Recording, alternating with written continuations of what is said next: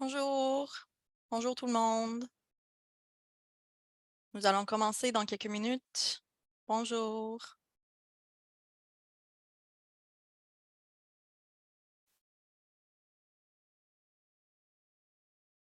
Bonjour à tous. Veuillez indiquer dans le chat si vous voulez votre nom, l'organisme que vous représentez et l'endroit d'où vous joignez à la discussion aujourd'hui.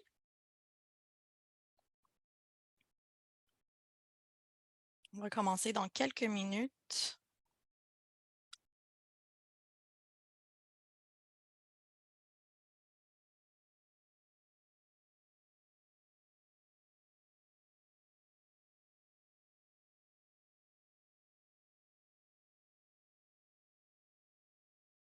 Bonjour à tous.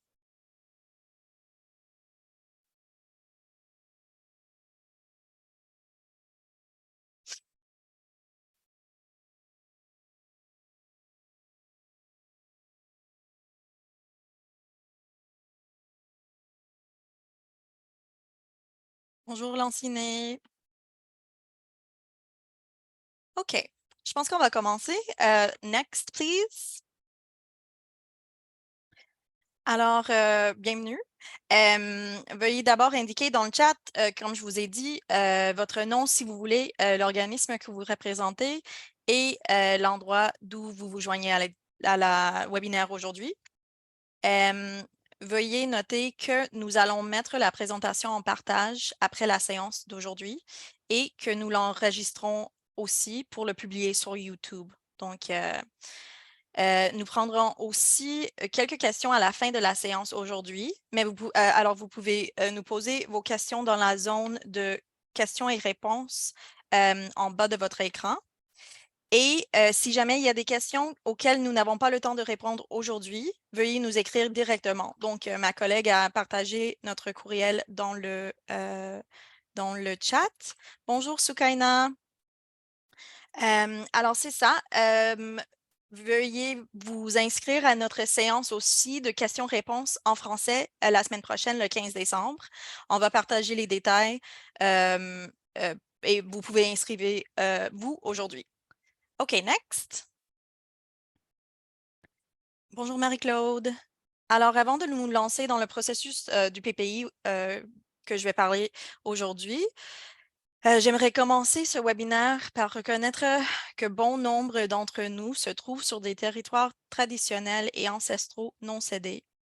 Donc, nous reconnaissons le rôle que les Premières Nations, les Métis et Métisses et les Inuits et Inuits ont joué et continuent à jouer en tant que gardiennes des terres et des eaux où nous travaillons.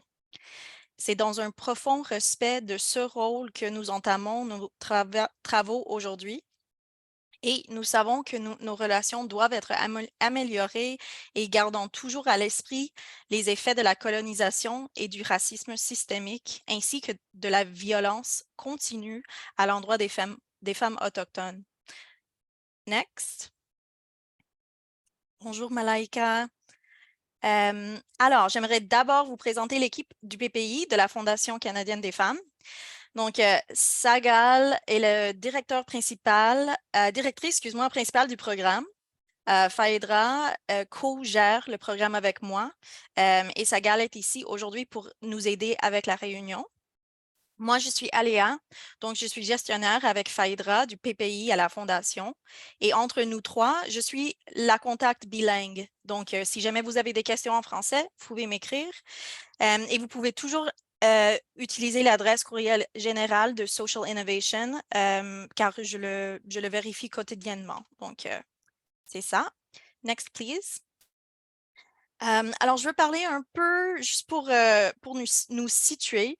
La Fondation canadienne des femmes a été fondée en 1991. C'est un organisme phare du mouvement pour l'égalité des genres au Canada. Donc, grâce au financement, à la recherche, à la défense des droits et au partage des connaissances, nous travaillons à apporter des changements systémiques pour les femmes, les filles et les personnes de diverses identités de genre au Canada. Un peu sur le programme PPI. Donc, entre 2019 et 2021, le gouvernement du Canada a mis à l'essai le programme de préparation à l'investissement, donc le PPI, en tant que projet principal de sa stratégie d'innovation sociale et de finances sociales. Le programme a distribué 50 millions de dollars à des organismes à vocation sociale et le programme a été renouvelé en 2022. La Fondation canadienne des femmes est l'un des 5 partenaires de soutien à la préparation mandatés pour distribuer les fonds du PPI aux organismes à vocation sociale. Next. Alors, je vais vous parler un peu qu'est-ce que le programme de préparation à l'investissement. Donc, en 2017, l'Emploi et développement social Canada a mis sur pied un groupe directeur sur la création d'une stratégie d'innovation sociale et de finances sociales, lequel a formulé 12 recommandations à la suite de ses travaux. L'une de ces recommandations était d'aider les organismes à vocation sociale, c'est-à-dire les organismes de bienfaisance et à but non lucratif, les entreprises sociales, les entreprises ayant une mission sociale et les coopératives à renforcer leur capacité à participer au secteur grandissant de la finance sociale au Canada et à se préparer à recevoir des investissements. Donc, ma collègue est en train de partager quelques liens dans le chat si jamais vous voulez plus d'infos. Alors, qui sont les partenaires? Donc, je viens de mentionner que la Fondation canadienne des femmes était l'un des 5 partenaires de soutien. Alors, voici les 4 autres. Mais il y a aussi un certain nombre d'autres partenaires dans l'écosystème. Donc, pour en savoir plus, visitez le site web de PPI que ma collègue vient juste de partager. Je vais parler un peu du Fonds de finances sociales. Donc, c'est un engagement de 755 millions de dollars étalé sur 10 ans. Le lancement du fonds est prévu en 2023. Les investissements seront effectués par l'intermédiaire de grossistes, des investisseurs pan-canadiens qui devront également compléter les investissements gouvernementaux à raison de 2 de capital privé pour chaque dollar d'investissement public. Le Fonds de finances sociales, c'est important de mentionner que ce n'est pas un fonds de subvention. Les organismes à vocation sociale n'adresseront pas leurs demandes directement au fonds. Ce sont plutôt les grossistes et les intermédiaires de finances sociales qui seront chargés de distribuer les prêts, les capitaux, etc. Mais c'est presque tout ce que je vais dire sur ça aujourd'hui. Pour plus d'informations sur le fonds, vous pouvez visiter leur site web. Ma collègue vient juste de partager le lien. Next. Bon, alors, comment fonctionne le fonds de finances sociales? Voici une image pour illustrer le fonctionnement du fonds. Le fonds est censé fonctionner de la manière suivante. Donc, le EDSC, un ministère fédéral, cherchera à investir aux côtés des investisseurs privés, de sorte que cet argent parvienne à des organismes comme ceux que vous représentez aujourd'hui, donc les organismes à vocation sociale et d'autres acteurs du secteur de l'économie sociale. Fait qu'ils investiront par l'intermédiaire d'investisseurs en finances sociales ou des grossistes. Autrement dit, le EDSC établit les partenariats avec des investisseurs privés pour investir dans des investisseurs de la finance sociale qui existent déjà un peu partout au Canada. Donc, c'est ça. Si vous voulez plus d'informations, veuillez suivre les liens que ma collègue partage dans le chat. Next.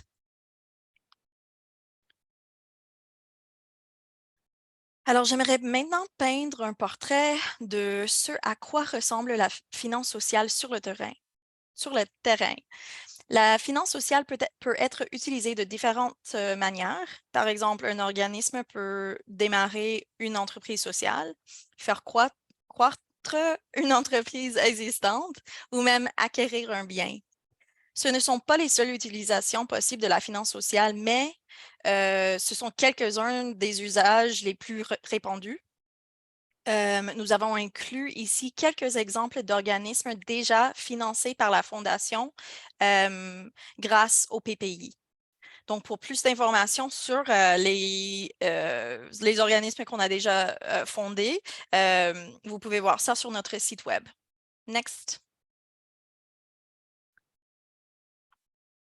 Alors, pour illustrer l'emploi de la finance sociale pour acquérir un bien, donc un de les exemples, prenons l'exemple de Food Share. Donc, c'est un organisme basé à Toronto qui concentre ses activités sur la question de la justice alimentaire et de l'insécurité alimentaire.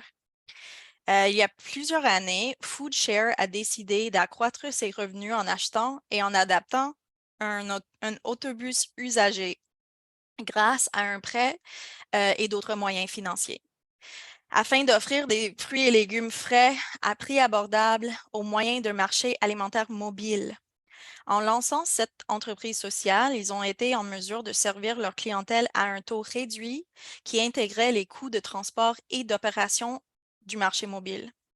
Aujourd'hui, FoodShare exploite plus de 10 marchés mobiles et livre des milliers de kilos d'aliments frais, sains et de qualité chaque année à des communautés en situation d'insécurité alimentaire. De plus, cette entreprise sociale soutient les autres programmes de l'organisme FoodShare et favorise sa résilience en plus de diversifier ses sources de financement. Donc, ça, c'est un super exemple de utiliser des prêts, des investissements pour acquérir un bien. Next.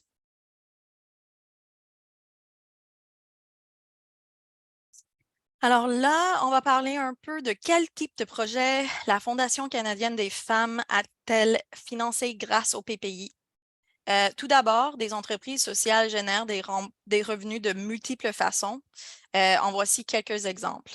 On va commencer avec frais de service et l'échelle progressive. Donc ça, c'est un exemple des organismes, des organismes qui peut-être qui font des formations en leadership ou bien des formations en justice, équité, diversité, inclusion, peut-être des cours de formation de formateurs ou formatrices, ou bien des expériences liées au territoire, c'est-à-dire la tourisme dans des territoires autochtones. Alors, nous avons inclus des exemples pour chacune de ces filières, mais je vous encourage encore à consulter le site web pour voir une liste complète de tous nos projets, de tous des projets en fait que nous avons financés. Alors, la deuxième, c'est des entreprises commerciales axées sur la création d'emplois. Donc, ça, des organismes qui font des formations soit des formations de STEAM ou bien qui travaillent avec les gens pour faire de l'accréditation dans des domaines différents. Next. On continue. Donc, la troisième façon, c'est de transformer les déchets en profit. Ça, on voit aussi avec le modèle acheter en un, donner en un. En anglais, on dirait BOGO, mais au lieu de buy one, get one, c'est plutôt buy one, give one. Donc, ça, c'est des friperies et des magasins d'aubaine. Aussi, on voit ça avec des aliments, les fruits et légumes frais et les arrêts médias. Et finalement, on a l'immobilier à vocation sociale. Donc ça, c'est quand il y a des organismes qui intègrent une source de revenus, soit dans le logement, soit dans des espaces de travail partagés, des espaces de coworking ou bien même des refuges et des hébergements d'urgence. Next. Donc, j'aimerais donner un exemple de ce que je viens de parler. WINS, donc Women in Need Society, c'est un organisme de Calgary qui fait croître son entreprise sociale de commerce électronique ou de e-commerce, excuse-moi, pour y introduire un service de colis sur inscription contenant des vêtements et des accessoires de fripe stylés livrés directement au domicile des clientes. Donc, juste pour être clair, avant ça, il y avait il était en train de gestionner un friperie, mais ils ont changé ça pour commencer cette entreprise sociale de boîte d'inscription. Alors, cet service les a permis d'élargir le bassin des donatrices et donateurs de WINS et de pérenniser les revenus de l'organisme tout en garantissant à des femmes et des familles en fait à faible revenu l'accès gratuit à des vêtements, des articles ménagers et d'autres accessoires de sorte qu'elles puissent s'installer convenablement chez elles. Donc ça, c'est un super exemple de transformer les déchets en profit et un modèle de acheter en un, donner en un. Next. Alors, voici quelques-uns des questions relatives à l'admissibilité que nous recevons régulièrement. Euh, vous trouverez une liste plus complète dans le FAQ sur notre site Web. Un conseil pour les documents sur notre site Web, les documents sont disponibles en haut à droite de la page sur notre site Web, que ma collègue vient juste de partager le lien. Alors, qui peut présenter une demande? Les organismes de bienfaisance, les organismes sans but lucratif, les entreprises sociales, les coopératives et les organismes à but lucratif ayant une mission sociale peuvent présenter une demande, techniquement. Mais ce groupe d'organismes, c'est ce qu'on appelle des organismes à vocation sociale. Toutefois, si vous n'êtes pas un organisme de bienfaisance enregistré ou un donateur reconnu par le gouvernement du Canada, vous devrez établir un partenariat avec un organisme de bienfaisance ou un donateur reconnu pour présenter une demande. Si vous formez un partenariat pour présenter une demande, le partenaire qui n'est pas un organisme de bienfaisance ou un donateur reconnu est désigné dans l'application, dans la demande comme l'organisme de prestation. Veuillez noter que nous ne finançons pas les individus ou les propriétaires uniques, même s'ils s'associent avec un organisme de bienfaisance. Mais pour toute autre question sur l'admissibilité, on va en parler un peu plus plus tard, mais veuillez consulter notre site ou bien nous écrire directement. C'est un plaisir de vous aider avec ça. Alors, il est important de noter que vous ne pouvez présenter qu'une demande et dans un seul des trois volets de financement. Donc, c'est très important, juste une seule demande dans un seul des volets pour chaque projet. Next.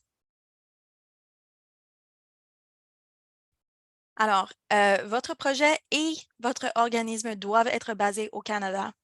Donc, si vous êtes basé au Canada, mais que vous menez vos activités sur le plan international, nous ne pouvons pas financer ce type de projet. Légalement, nous ne sommes autorisés qu'à financer des projets implantés au Canada et des organismes canadiens. C'est très important. Ça peut paraître évident peut-être, mais il est important de souligner que les projets admissibles au financement doivent être centrés sur les femmes et ou les filles, les personnes bispirituelles, trans ou non-binaires. L'intersectionnalité est aussi un facteur important. Next. Alors, j'aimerais vous parler un peu sur notre approche en matière de financement dans le cadre du PPI. Notre approche est la même que dans tous les volets de subvention de la Fondation canadienne des femmes. Donc, nous reconnaissons les historiques et les effets continus de la colonisation, du racisme, de la violence et de l'exclusion. Conséquemment, la Fondation canadienne des femmes a choisi de centrer son travail sur les communautés que vous voyez ici. Dans bien des cas, ces groupes de personnes sont ceux qui subissent les taux de discrimination les plus importants et ce sont aussi ceux qui ont le moins d'accès au financement et au soutien. Par conséquent, nous voulons nous assurer non seulement que les programmes financés ou les projets financés s'adressent à ces personnes, mais aussi que les leaders des projets reflètent aussi les communautés à qui ils s'adressent ou à qui ils travaillent avec. Next. Donc, voici les choses que nous ne finançons pas. Vous pouvez trouver plus de renseignements à ce sujet dans le document sur notre site web qui s'appelle « Les lignes directrices et les critères de financement. Mais comme vous voyez, la Fondation ne subventionne pas les individus, comme j'ai dit, y compris les propriétaires uniques, même s'ils font une demande en partenariat avec un organisme de bienfaisance ou un donateur reconnu. Excuse-moi, oui, un donateur reconnu. À part de ça, vous pouvez voir ici les projets à l'extérieur du Canada, la production de films ou de vidéos, à moins qu'elles ne s'inscrivent dans un projet plus large, et les dépenses en capital. Vous pouvez voir ici. Encore pour plus d'informations sur ça, je pense que c'est la meilleure idée, c'est de lire les lignes directrices et les critères de financement sur notre site Web. Next. Bon, alors, l'aperçu du processus de demande. Je vais m'arrêter ici pour vous rappeler que vous pouvez demander vos questions dans la boîte de questions et réponses au bas de votre écran. Et je vais essayer d'y répondre à la fin de cette session. Donc, sur notre site Web, veuillez noter que vous devez sélectionner le bon lien du portail selon le volet de financement qui concerne votre demande, soit catalyseur, impact ou changement systémique. Donc, dans la boîte bleue, on voit les liens. Donc, c'est les 3 premiers liens qu'on voit. C'est pour chaque volet. Après avoir complété votre inscription, si vous désirez retourner à votre formulaire de demande, vous devez utiliser le lien qui se trouve au bas, donc la dernière lien qu'on voit dans la boîte bleue. Sinon, vous allez recommencer à créer des nouvelles demandes plutôt que de retourner à celles que vous avez déjà commencées. Une fois que vous aurez commencé à votre demande, créez un signet du lien qui se trouve au bas. Ça, c'est sur notre site Web. Et relayez ce lien avec les membres de votre équipe qui pourront en avoir besoin, donc qui travaillent avec vous sur votre demande. Next. OK. Alors, les 3 volets de financement sont présentement ouverts jusqu'au 18 janvier 2023. Alors, c'est le catalyseur, l'impact et changement systémique. Je vais donner quelques détails pour chaque volet dans les prochains moments, mais je vous invite à consulter notre site Web et à vous renseigner sur les différents volets en lisant les documents d'information qui se trouvent dans le coin supérieur droit du site. Si vous n'êtes toujours pas certaine quel volet est approprié à votre situation, écrivez-nous et on peut en discuter. Next. OK. Alors, on va commencer avec catalyseur. Donc, dans ce volet, les subventions sont entre 5 à 15 000 de dollars. Ce volet s'adresse aux organismes et aux projets qui ont une idée ou qui testent une idée et qui doivent mener des travaux de recherche pour confirmer la validité de l'entreprise sur un aspect très précis du projet, ce qui les aidera à démarrer ou à faire croître leur entreprise sociale ou les préparera à recevoir des investissements. Par exemple, en concevant un plan d'affaires ou un modèle d'entreprise, en réalisant une étude de marché ou une étude de faisabilité, même en produisant un prototype de service ou de produit, etc. OK, next. Merci pour la question dans le chat, je le vois et je vais essayer de vous donner une réponse à la fin. Donc, impact. Alors, dans ce volet, les subventions sont entre 45 et 75 000 de dollars. Ce volet s'adresse aux organismes et aux projets qui génèrent déjà des revenus à partir de la vente de produits ou de services ou d'un produit ou un service. À ce stade-ci, l'organisme est prêt à entreprendre un gros projet pour accroître son impact et se rapprocher de ses objectifs en matière de finances sociales. Donc, ça, c'est pour les projets qui sont un peu plus établis. Next. OK. Alors, changement systémique, c'est la dernière des 3 volets. Dans ce volet, les subventions sont entre 35 et 60 000 de dollars. Ce volet est conçu pour les projets collaboratifs qui s'attaquent aux causes profondes des problèmes en visant à transformer les structures, les mentalités, les dynamiques de pouvoir ou les règles dans l'intention d'entraîner des changements durables. Alors, ce volet vise à améliorer l'écosystème du développement de l'entreprise sociale, de la finance sociale, du financement communautaire, de l'investissement dans une perspective genrée et d'autres domaines ciblant des enjeux systémiques ayant des effets sur les organismes à vocation sociale dirigés par et pour des femmes et des personnes de la diversité de genre. Donc, ça aussi, c'est important à souligner, c'est le seul volet pour lequel vous n'avez pas besoin de générer des revenus. Il est basé sur la collaboration.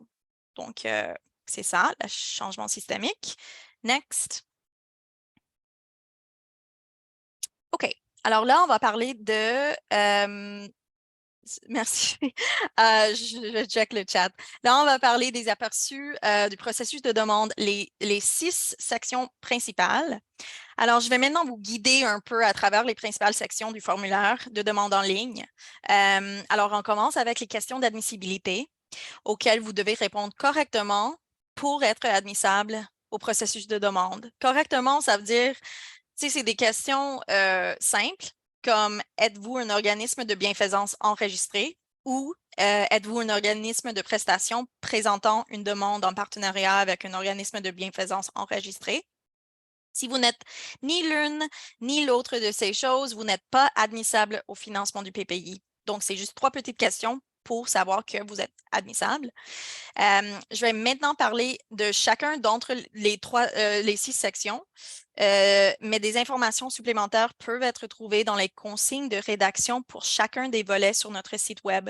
Donc, si le volet Impact vous intéresse, je vous suggère de visiter notre site Web, lire les consignes de rédaction pour le volet Impact, lire le FAQ et le glossaire et lire les lignes directrices et critères d'admissibilité.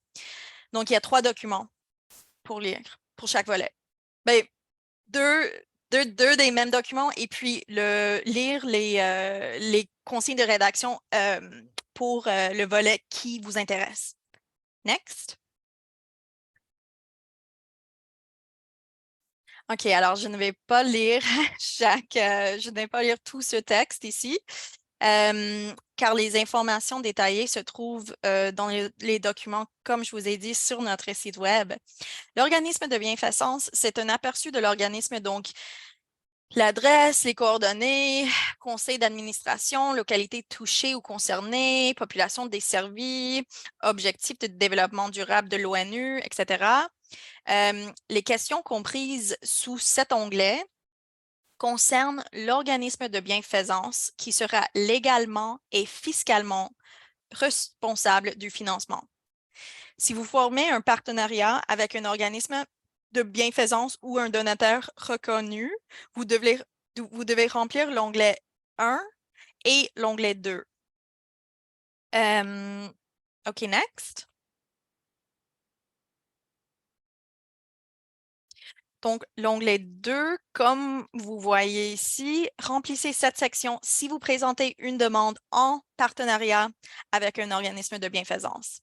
Si vous êtes un organisme de bienfaisance ou un donateur reconnu qui présente une demande vous-même, ne remplissez pas cette section. C'est vraiment juste pour les projets qui font une demande ensemble.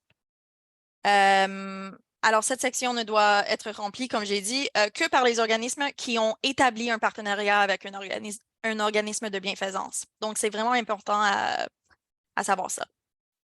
OK, next.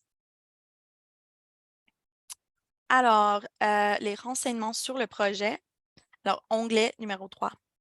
Ça, c'est le nom du projet, les dates du début et de la fin du projet, qu'est-ce que vous attendez comme objectif, le budget, les coordonnées principales, etc. Ces questions sont à des fins de collecte de données uniquement. Donc, comme vous voyez ici, ces questions sont liées au projet, à l'entreprise sociale ou à l'initiative commerciale que vous proposez. Next.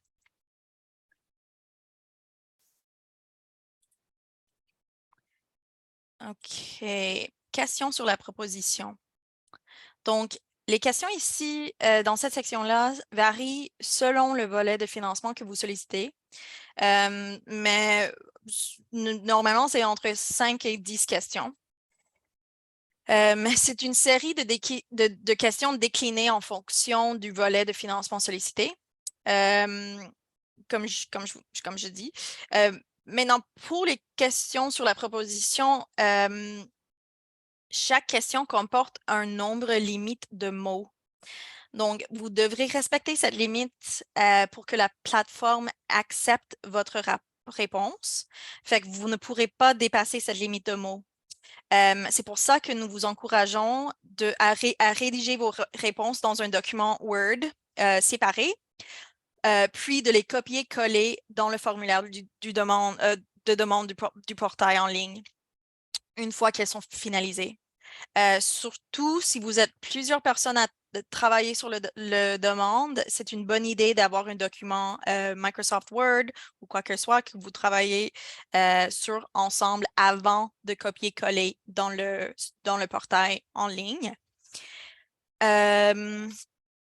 Si vous présentez une demande au volet changement systémique, veuillez noter qu'il y a une section accessibilité dans cet onglet qui doit être remplie. Encore une fois, dans les consignes de rédaction pour chaque volet, vous allez voir tous les questions dans le demande.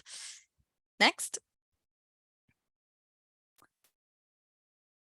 Alors là, on voit des questions sur la préparation à l'investissement. Donc, les questions comprises dans cette section sont à des fins de collecte de données et de statistiques. Alors, vos réponses dans cette section n'auront aucune incidence sur l'évaluation de votre demande et le processus de sélection.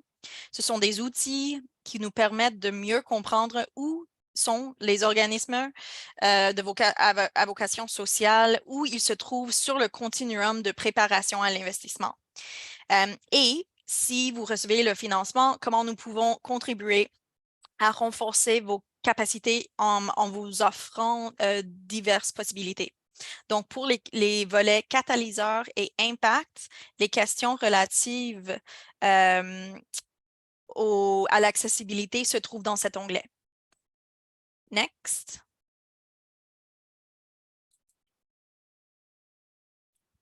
OK. Bon, alors, onglet 5, on continue. Il y a 5 stades principaux à considérer lorsque vous auto-évaluez votre préparation à l'investissement. L'idéation, donc ça veut dire le stade de la réflexion et du remue-ménage de l'évaluation initiale de différents scénarios. La conception, c'est la deuxième. Le développement de plans concrets, continuellement amélioré. Le lancement, la formalisation et la mise en œuvre du projet pour concrétiser le concept. La croissance des activités et l'augmentation de l'impact. Et la maturité. Donc, l'activité est désormais mature et a un impact important. Donc, plus d'infos sur tout ça se trouve dans les documents sur le site web. Next.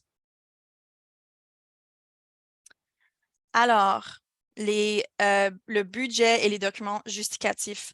Donc, excuse-moi. Donc, ça, c'est onglet 6, c'est le dernier onglet. Alors là, vous pouvez voir si vous êtes un organisme de bienfaisance ou un donateur reconnu, ce que vous devez faire. Et puis, si dans la deuxième colonne, si vous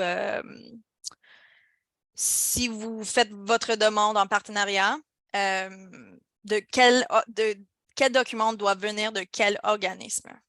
Donc, vous devez utiliser le modèle de budget fourni. Donc, c'est un document Excel.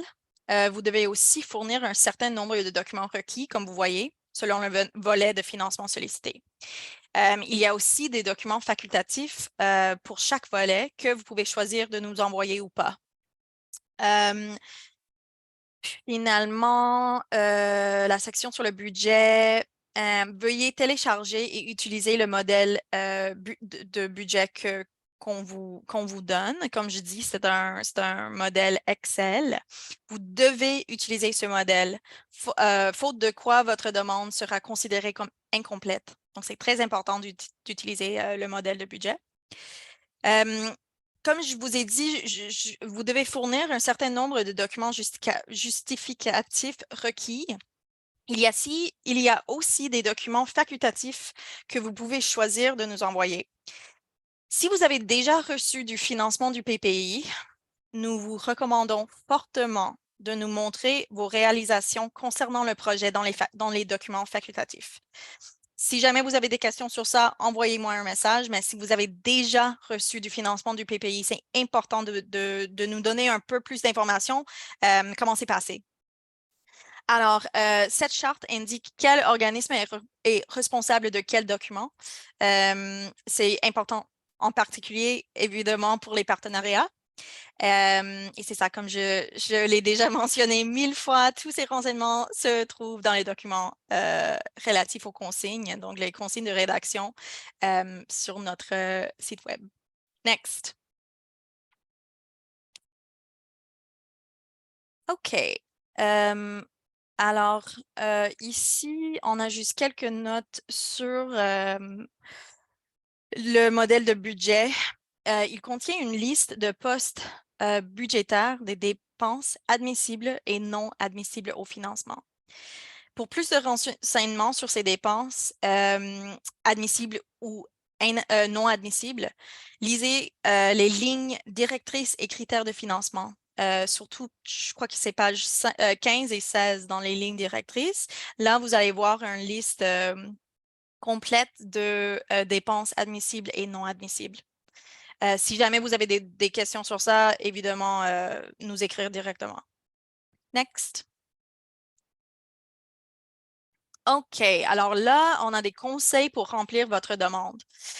Fait que la toute première chose à faire, c'est de lire attentivement les lignes directrices et les critères de financement, les consignes de rédaction pour des demandes et le FAQ et le glossaire. C'est un document, le FAQ et le glossaire. Présentez un budget réaliste à l'aide du modèle Excel fourni.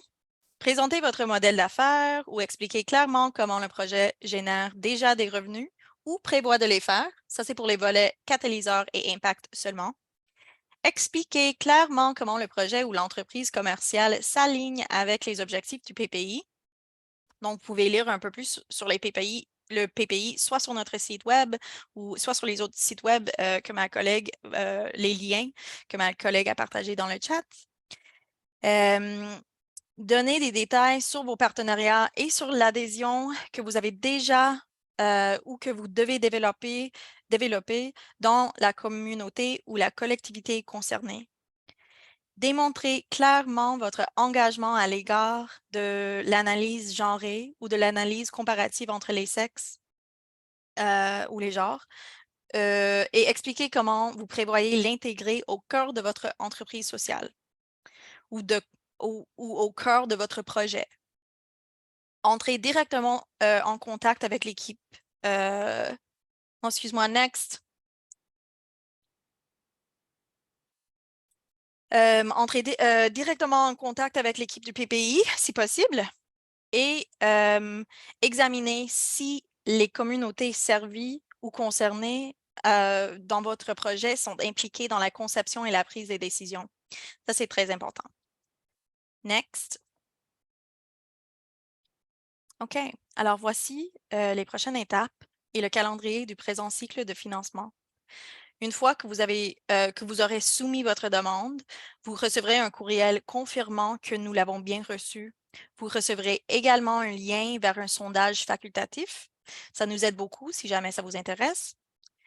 Les demandes reçues seront évaluées par un comité consultatif formé de personnes ayant une expertise diversifiée en matière de plaidoyer et de développement communautaire au service des femmes et dirigée par des femmes, d'innovation en entreprise sociale et en finance sociale, d'égalité des genres et de participation communautaire. Tous les organismes demandeurs, que leurs propositions soient retenues ou non, seront avisés des décisions en mai 2023. C'est aussi à ce moment que les projets pourront commencer, les projets qui vont recevoir du financement. C'est là où les projets pourront commencer et que les dépenses pourront être intégrées. Alors, peut-être que vous voulez prendre une photo de cette page-là. Next. Bon, alors nous avons quelques minutes. Nous avons des minutes pour les questions et réponses. Si nous n'arrivons pas à votre question aujourd'hui, voici notre courriel ou en fait ma collègue l'a partagé tantôt. Je vais écrire ici, c'est bien social. Alors, pour toute question plus spécifique ou qui concerne un projet avec plus de détails, etc., envoyez-nous un courriel et on va communiquer soit par courriel ou soit on peut faire un appel aussi. Alors, c'est ça. Je vous conseille de nous contacter directement. C'est ça, on utilise ce contact-là. De cette façon, nous pouvons discuter plus en détail de votre question spécifique. Alors, 7 ans en ce moment, c'est réservé pour des questions plus générales. Donc, je vois une question ici. Est-ce que les organismes québécois sont admissables? Absolument. Les organismes de toutes les provinces et territoires au Canada sont admissables. Excuse-moi, admissibles. Oui, absolument. Et vous pouvez faire votre demande en anglais ou en français. OK, j'ai vu tantôt une question dans le chat, mais je pense que... Alors, nous sommes un organisme de bienfaisance enregistré. Faut-il absolument avoir un projet qui a pour finalité de générer des revenus? Et là, vous avez la réponse. Donc, pour les volets impact et catalyseur, il faut absolument euh, soit déjà être en train de générer des revenus ou soit qui ont des plans pour générer des revenus. Donc, quand on parle du volet catalyseur, c'est possible que vous avez une idée pour générer des revenus, mais que vous devez faire travailler avec les experts, etc., pour savoir si c'est faisable. Mais pour le volet changement systémique, non. Vous ne devez pas avoir un projet qui génère des revenus. C'est important à dire aussi que des revenus ne peuvent pas venir il faut absolument que ça vienne les revenus que ça vienne de soit un produit ou un service que vous vendez. Alors, des autres prêts ou quoi que ce soit, des autres façons de financement, ce n'est pas admissible. Il faut absolument que vous avez un produit ou un service que vous mettez sur le marché. Je vais vous donner quelques minutes si jamais vous avez des questions, des commentaires. Ma collègue vient juste de partager. Peut-être que vous avez besoin un peu de temps de vous familiariser avec toute cette information. Donc, on a un événement la semaine prochaine, une séance un foire aux questions, en fait, la semaine prochaine, et je vous invite de vous inscrire. La semaine prochaine, j'en doute que ça va être enregistré. Donc, c'est vraiment pour des questions un peu plus particulières, un peu plus spécifiques. Donc, je vous encourage de venir avec des questions la semaine prochaine. Et je vais vous donner quelques minutes encore pour voir s'il y a des questions. Sinon, je vous redonne 15 minutes de votre temps.